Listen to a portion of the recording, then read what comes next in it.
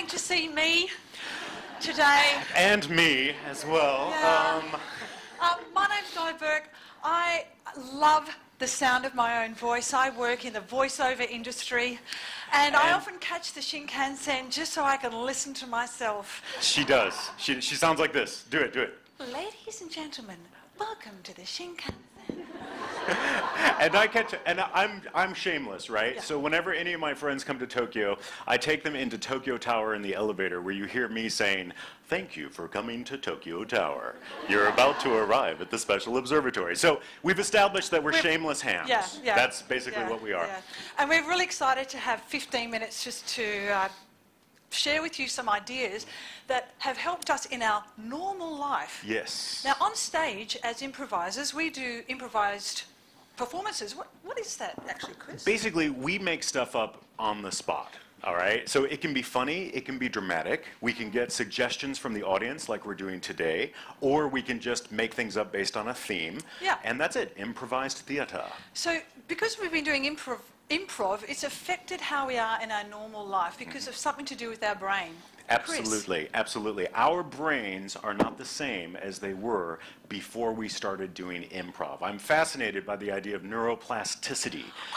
Yes, neuroplasticity. It's cool, it's cool. Because your brain doesn't stay the same. When you get older, actually, we used to think that, but now we know that the brain actually changes. And your activities change the neural pathways in your brain. It's like walking across a yard. The more you do something, you eventually wear a path. So we've got paths in our brains. Because we practice stuff so that when we get on stage, we don't freeze up or talk too much. So we're going to demonstrate some of the skills that we practice so that we're good on stage. Now, the first... Sometimes we're good. Sometimes not so much. I think this audience is going to make us look good, though. Yeah, but let's lower their expectations. Yeah. Lowered expectations. So the first one is being positive. Now, beginning improvisers, they want to go negative, they want to be all dramatic and sort of, come out on stage. And you may find that in business as well, so that when you walk into a meeting, I'm just so busy, I'm just exhausted. Yes. And I find I do that in my office. So I stop myself from doing that. I fake it to make it, people. It's kind of a way of protecting yourself, right? Because if you start off negative, then no one can bring you down. Yeah. True. So we're going to hopefully get my set list up because I can't remember what I'm going to ask for. What'd you have for dinner? That's it. It's a relationship between two people. That'll work. Excuse me, could you give me a relationship between two people? Family? Yeah, like in a family, like someone in a family. Like mother, daughter, or... Let her do it, Chris. I'm sorry, I'm just trying to give a suggestion. Mother and son. Okay, all right. Okay, we're going to demonstrate negativity to start. Hey, Mom, can I borrow the car? I want to go out with the guys. No. Okay. Can I walk to the... Okay, I'll just go in my room. Good. Okay, that's negative. It's boring. Boring on stage. Let's do that scene again. Okay. Hey, Mom. Hello, darling. Hey, I want to borrow the car. Oh, have you got something good to do? Yes. Are you going to take that girl out? Yes. Susan, she said yes. I know, right? Oh, my son, the heartbreaker. Do I look okay? Oh, you look gorgeous. All right. She'll be a fool to reject you. Okay. So the keys. Keys? Thank you. And I'll be back by 11. Whenever, darling. Go get her. You're the best. Okay, that's positive. Right. So you notice we said yes. So part of being on stage is you say yes to your other partner. And it's in a business meeting. You've all had those meetings where people are, nah, done it before. No. Never work. No. And the fact that you're even bringing it up means more work for me, so I hate you. So, and I do that to my staff too, because I've been in this business a lot longer than they have, and they're like, oh, can we do that? And I have to stop myself from going, no, done that. I have to say yes, and we can, I'm supposed to be improvising. I can't think of anything. Save me, Chris, quick. Okay, all right. Let's do listening. Next, listening is one of the most amazing skills that you can have as a human being. And of course, on stage, it's super important. We say if you're not listening on stage, you may as well be doing a one-person play, right? So if you're with other people, you gotta listen. And a lot of times people don't listen, and you can tell when they're not listening. Yeah. Anyway, Chris, what you don't realise is that the audience can see that you're hogging the stage. The audience can see that you're not listening. Exactly. That's what I was going to say.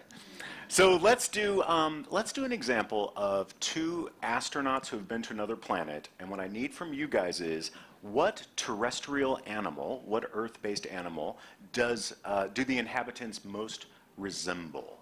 So what is one of your favorite animals on Earth? Anything at all? Was it giraffe? Did someone say giraffe? Okay, giraffe. All right, we'll do giraffe. Okay. Okay, so we're two astronauts. We've just returned from another planet, and the aliens resemble giraffes. And this is listening skills. It was a fascinating, fascinating trip, wasn't it, Donna? It absolutely was. I've never seen these sorts of creatures My before. goodness, I was gobsmacked, absolutely gobsmacked. When we opened the capsule, these enormous noses came straight up to us. Beautiful, soft, purple noses. Purple noses. Wet and dewy. Yes, yes. You can actually see the red sunlight glistening in the dew on their noses. And we noticed that they look like nothing else but giant purple giraffes. Giant purple giraffe. Now, we didn't expect to see giant purple giraffes, did we, Donna? No, well, no one does. I mean, it was a shocker. And one thing we noticed is that the pattern on their skin actually moved as we were talking to them. It moved and it was communicating. The skin was talking to us. It was amazing. It took us weeks and weeks to decipher the message of the giraffes. And what was that message? I know you're all wondering, what ancient civilization of giraffe-looking creatures, what do they want to say to us? And basically all they kept on repeating was, give us more leaves. Give us more leaves. We want more leaves. Very boring. Yes. Thank you. Okay.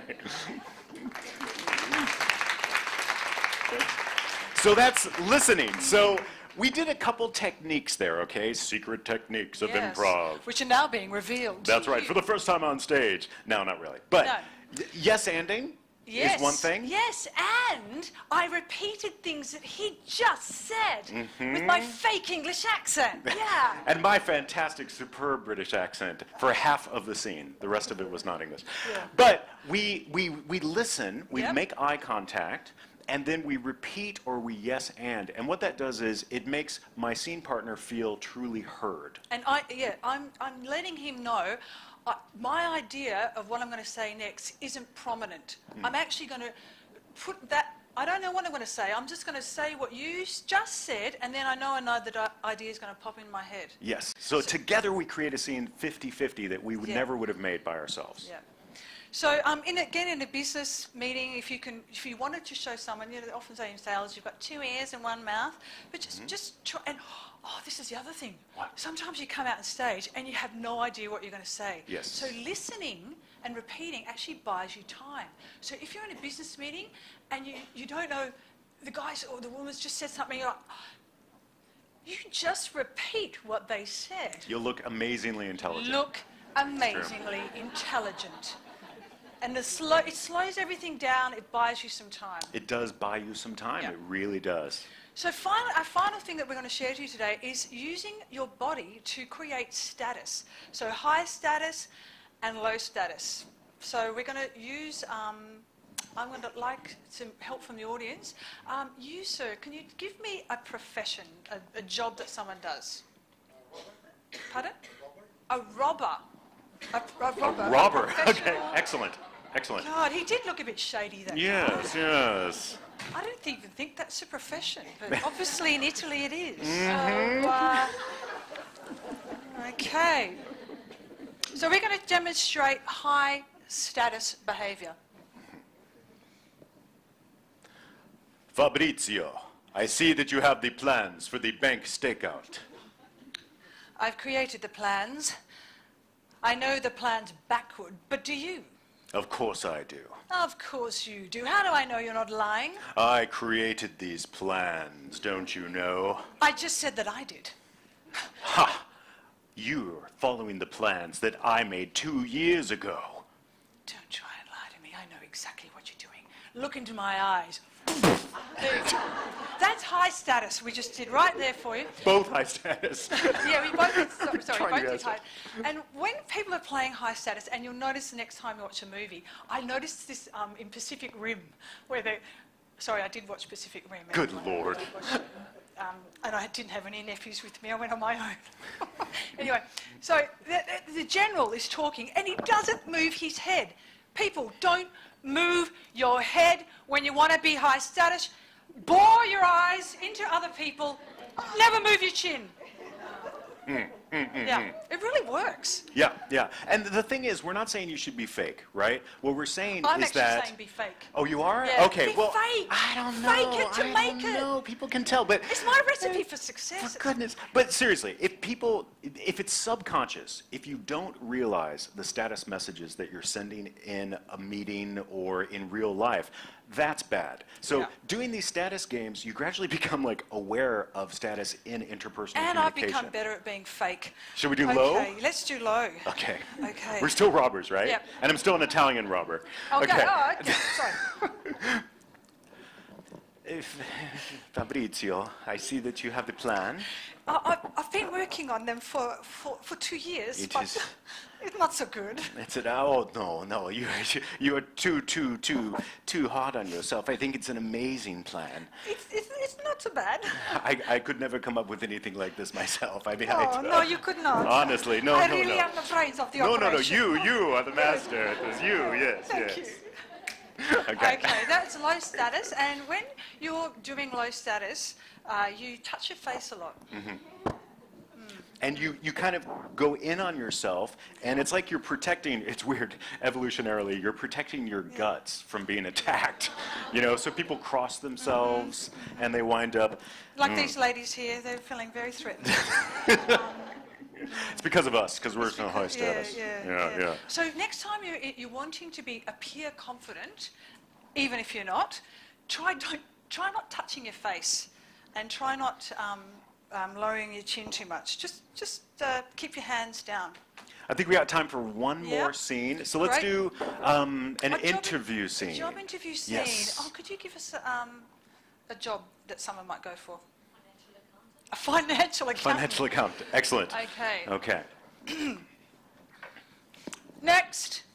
You can be seated. Oh, thank you very much. I appreciate it. I'm very excited to be applying for this job. Yes, it says here that you've had 15 years experience at Stanford Financial Services. Yes, that's right. 15 years of experience. I love numbers. I absolutely love them.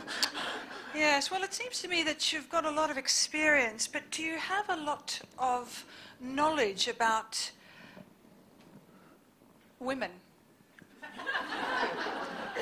I would have to admit, in all honesty, that is a particular lacuna in my resume, as I have not had a date in 5 years.